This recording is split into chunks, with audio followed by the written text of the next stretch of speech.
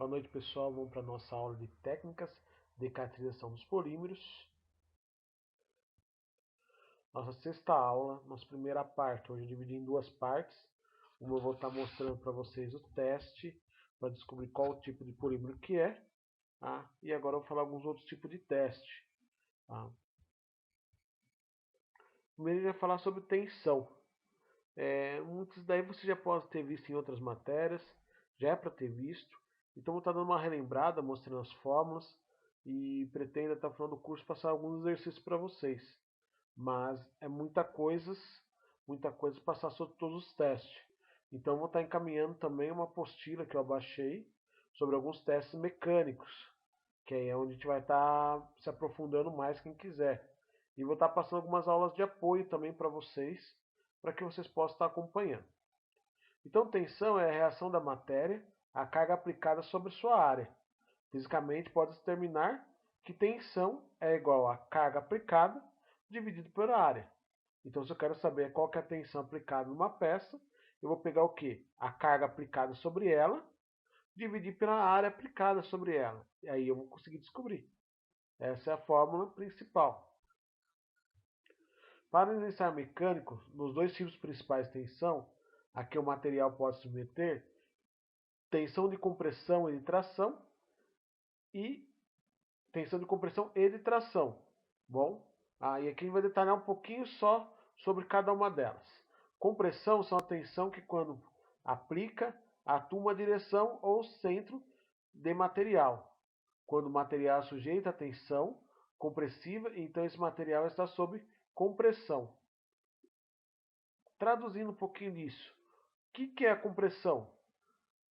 Quando você fala assim, estou sentindo comprimido, ou estou comprimindo alguma coisa, o que significa isso? Pense um pouquinho. Às vezes a gente fala tecnicamente, mas a palavra está no nosso dia a dia. Se eu estou comprimindo uma coisa, eu estou pressionando ela? Estou exercendo uma tensão sobre ela? Pense nisso. E tração é a tensão a qual um corpo de prova é submetido, quando sofre um esforço, tendo a alongá-lo ou esticá-lo.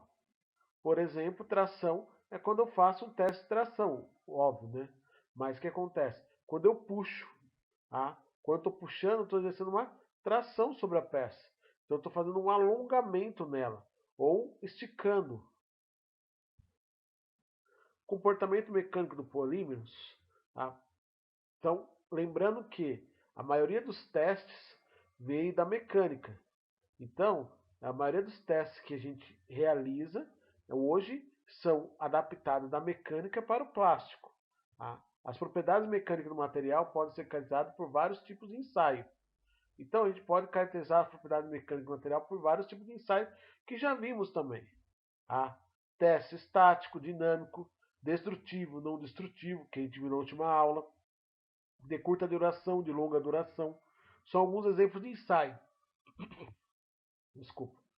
Uma curva de tensão VS é uma forma de representação a alguns tipos de ensaio. Para analisar o ensaio mecânico em geral, alguns parâmetros de grande importância, como módulo, tensão e deformação. No escoamento, tensão máxima, tensão de deformação, na ruptura e tenacidade. Então a gente vai ver um pouquinho sobre isso, um pouco mais detalhado. Então estou passando um pouco para vocês e dando uma relembrada de outras aulas de vocês. E aí vou estar passando a apostila e entrando mais fundo sobre algumas outras coisas. Lembrando que é nossa sexta aula hoje. Ensaio de compressão. O ensaio de compressão fornece poucas informações a respeito do material usado, a aplicação industrial. Então, como que é o ensaio de compressão? É a fórmula de tensão. Que a tensão que é a carga instantânea aplicada perpendicularmente à seção transversal, em newtons. Então, é a carga que vai estar sendo aplicada dividido pela área da seção retangular original, que é metros quadrados. Então, para saber compressão, eu tenho que primeiro fazer o cálculo da tensão. E depois eu faço o cálculo da deformação. Tá? Que a deformação nada mais é do que o comprimento instantâneo menos o comprimento original dividido pelo comprimento original. Né? Então o que acontece? A gente vai pegar o comprimento instantâneo dele e dividir pelo comprimento original dele. Tá? Se eu estou comprimindo, o que acontece? Eu tenho um comprimento que ficou a peça, dividido pelo comprimento que era antes. Bom? Ensaio de torção. O ensaio de torção é executado em geral com os ensaios sólidos, cilíndricos ou com tubos. As forças torsionais produzem um movimento de rotação em torno do eixo longitudinal de uma das extremidades da peça sobre a carga. Tensão torsional é a função de torque aplicada à deformação, está relacionada ao ângulo da sua torção.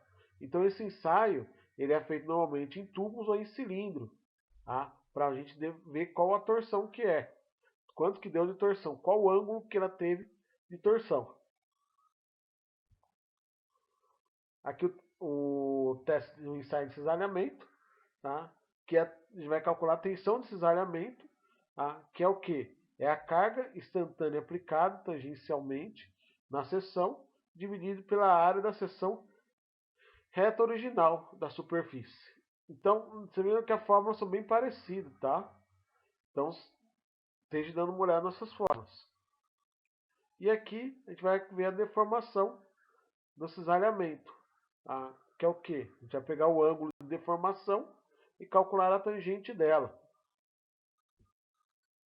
O ensaio de tração, que é um dos ensaios mais utilizados na mecânica, tá?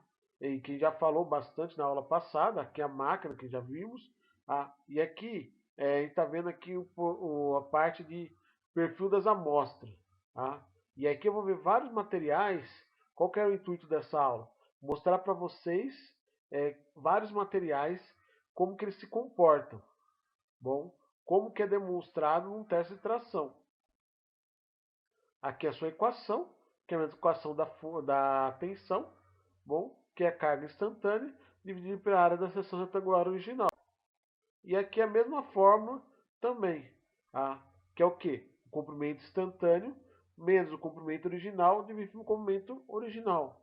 Tá? Se eu tenho tração, eu vou estar dando alongamento, então o meu comprimento vai estar aumentando e eu vou pegar menos o comprimento original dividido pelo comprimento original. E para a gente começar a falar um pouquinho, tá? Já é um pouquinho de termoplástico, que isso já é matéria que você já deve estar até cansado de ver. Tá? E a gente vai falar um pouquinho que tem a definição de termoplástico, tudo isso. Mas aqui a gente vai ver alguns exemplos. Tá? O PE, o PS, o nylon, o PP. Tá? Todos isso são termoplásticos. E aqui a gente vai ver a deformação elástica e deformação plástica.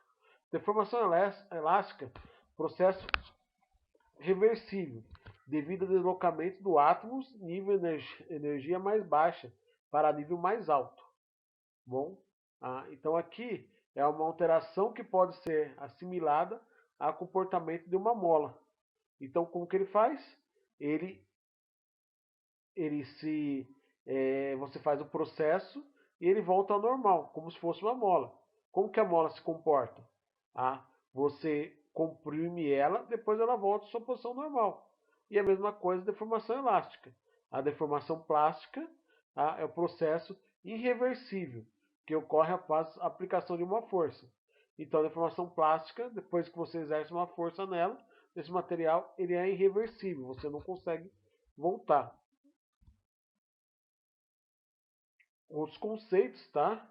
E aqui vamos falar um pouquinho sobre a região elástica linear da curva, tensão, deformação e ensaio, que é E dividido por tensão dividido por Ezinho. Tá? Então aqui a gente vai ver uma pequena fórmula. Pessoal, estou passando um pouco rápido, porque isso daí já é matéria para ser conhecida de vocês. Então eu estou só passando e depois a gente vai estar entrando em alguns cálculos. Assim espero, tá?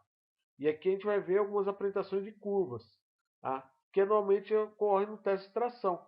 Ele vai demonstrar algumas curvas e a gente vai identificar. Então, a gente pode identificar, até olhando a curva, falar, opa, esse é o material PS.